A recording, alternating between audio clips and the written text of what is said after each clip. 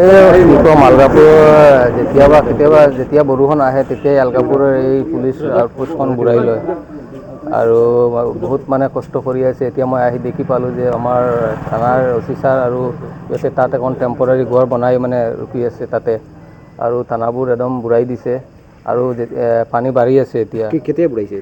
এই সন্ধিয়াৰ আগত হেৰি হৈছে, পানী সোমাইছে। এতিয়া বহুত পানী হৈ গৈছে। এতিয়া লাহে লাহে পানীবোৰ বাঢ়ি আছে, ওপৰৰ পানীবোৰ তাতে আহি আছে। চৰকাৰৰ কাষত কি অনুৰোধ জনাব? মই চৰকাৰৰ ওচৰত এইটো অনুৰোধ জনাম যে চাৰিওফালে থানাবোৰ ডেভেলপ হৈ আছে।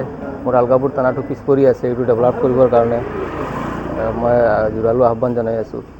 এই উত্তৰ মালগাপুৰ যেতিয়া বৰষুণ আহে তেতিয়াই আলগাপুৰৰ এই পুলিচ আউটপোষ্টখন বুৰাই লয় আৰু বহুত কষ্ট কৰি আছে। এতিয়া মই আহি দেখি পালোঁ যে আমাৰ থানাৰ অফিচাৰ আৰু ইয়াতে তাত এখন টেম্পৰাৰী ঘৰ বনাই ৰখি আছে তাতে আৰু থানাবোৰ একদম বুৰাই দিছে আৰু পানী বাঢ়ি আছে। এতিয়া কেতিয়া বুঢ়াইছে?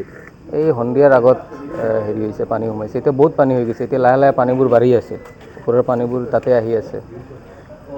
চৰকাৰৰ কাষত কি অনুৰোধ জনাব? মই চৰকাৰৰ ওচৰত এইটো অনুৰোধ জনাম যে চাৰিওফালে থানাবোৰ ডেভেলপ হৈ আছে।